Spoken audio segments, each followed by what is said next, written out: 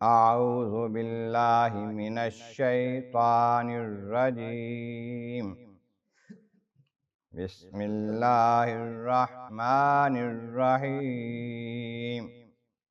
فسجد الملائکۃ کلهم اجمعون الا ابلیس ابى ان يكون مع الساجدين قال يا إبليس ما لك ألا تكون مع الساجدين قال لم أكن لأسجد لبشر خلقته من صلصال من حمأ مسنون قال فاخرج منها فإنك رجيم وإن عليك اللعنة إلى يوم الدين صدق اللہ العظیم۔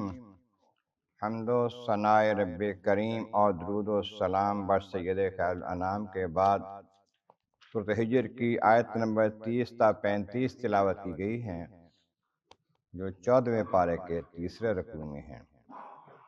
اس سے پہلی آیتوں میں فرمایا گیا کہ اور تحقیق ہم نے انسان کو پیدا کیا کھنکتی ہوئی مٹی سے، جو پہلے بودار گارا تھی، پھر جنوں کو پہلے پیدا کیا اس سے بھی، اور بے دھوئیں کی آگ سے۔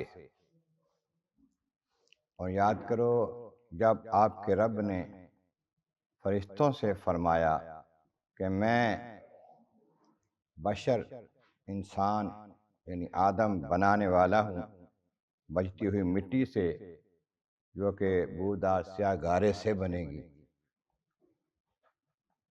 پر جب میں اس کو بنا لوں اور اس میں روح پھونک دوں اپنی طرف سے خاص، تو تم سب نے اس کے لیے سجدے میں گر جانا ہے۔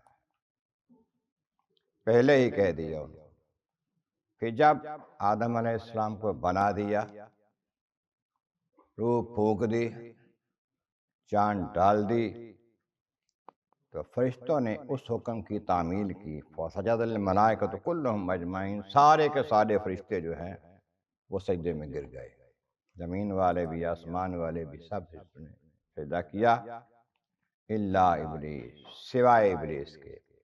ابلیس جن تھا، فرشتہ نہیں تھا، یہ سجدے میں نہ گرا۔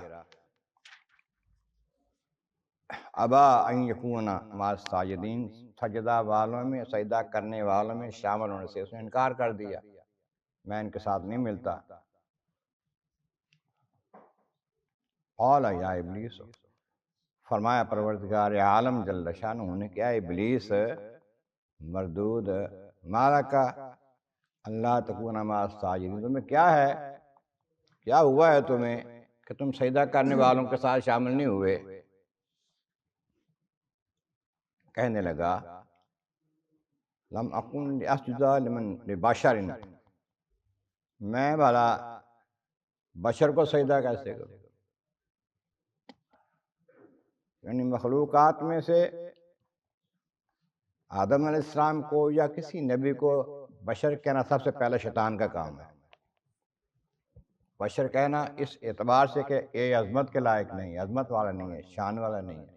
نبی سارے بشر ہوتے ہیں لیکن عام بشر ان جیسا کوئی نہیں ہوتا، تو اپنے جیسا یا اپنے سے بھی کمتر سمجھنا یہ شیطان کا کام تھا۔ کہنے لگا وہ تو بشر ہیں، خلقتہ من صلصال من حمأ مسنون، آپ نے پروردگار اسے بنایا ہے بجتی ہوئی کھنکتی ہوئی مٹی سے جو بودار گارے کی تھی، مجھے بنایا ہے آگ سے۔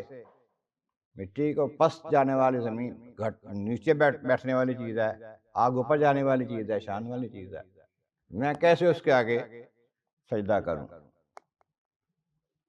اب اللہ تبارک و تعالیٰ نے اسے فرمایا تھا، پہلے ہی کہا تھا، سب فرشتوں سے کہا تھا کہ میں اس کو بناؤں گا تو گارے سے، کہ نفخت فیہ من روحی، اپنی خاص روح اس میں ڈالوں گا۔ اب اس روح کا تو خیال نہ کیا اس نے کہ عظمت والی روح اللہ تعالیٰ نے اپنی ڈالی ہے، مٹی کا خیال کر لیا، گارے کا خیال کر لیا۔